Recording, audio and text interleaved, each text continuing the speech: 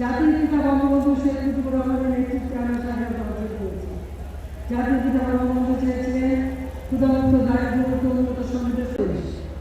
ধ্বংসস্তূপের উপর দাঁড়িয়ে শূন্য হাতে যাত্রা শুরু করে মাত্র 3 বছর 7 মাসের মধ্যে বাংলাদেশকে সর্বোন্নত দেশের মর্যাদা এনে দিয়েছিলেন। জাতিসংঘ এই স্বীকৃতি দিয়েছিল। তৃতীয় দেশের মানুষের উন্নয়নে কাজ করছেন বা যুদ্ধবিধ্বস্ত দেশকে গড়ে তুলেছে, তারা শুধু নয়, খেলাধুলার প্রতি ছিল অত্যন্ত অনুরাগ। আসলে আমার দাদা, তিনিও ফুটবল প্লেয়ার ছিলেন। আমার বাবা জাতির পিতা বঙ্গবন্ধু শেখ মুজিবুর রহমানও ফুটবল প্লেয়ার ছিলেন। আমার ভাই শেখ কামাল জামাল, তারাও ফুটবল খেলত। এখন আমাদের নাতি নাতনিরাও ফুটবলই খেলেন। এটা হলো বাস্তবতা।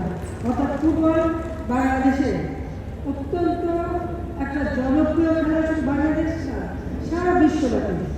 এখন তো সারা বিশ্বে খেলা চলছে, ইউরোপে চলছে ফুটবল টুর্নামেন্ট, এবং দেশে আমেরিকায় আমেরিকা এবং সেখানে খেলা চলছে। সারা বিশ্ব জুড়ে কিন্তু এখন ফুটবলের খেলা।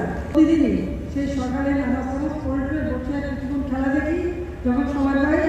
এখানে আসার আগেও তো খেলা দেখে এসেছি। তো ফুটবল খেলাটা আলাদা একটা, মানে খেলার ভিতরে একটা আলাদা মর্যাদা থাকে, এবং এখানে জয় পরাজয় তো আছে। এটা কাউকে কোচিং চিন্তা করার কথা না।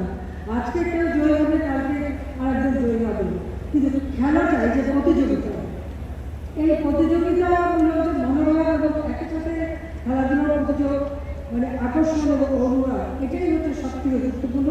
কাজে আমি মনে করি যে জাতিপিতা আমাদেরকে এই খেলাধুলায় যুদ্ধবিধ্বস্ত দেশ গড়ে তুলেছেন। সেই সাথে মুক্তিযুদ্ধ চলাকালীন সময়ও কিন্তু এই ফুটবল খেলা হয়েছে।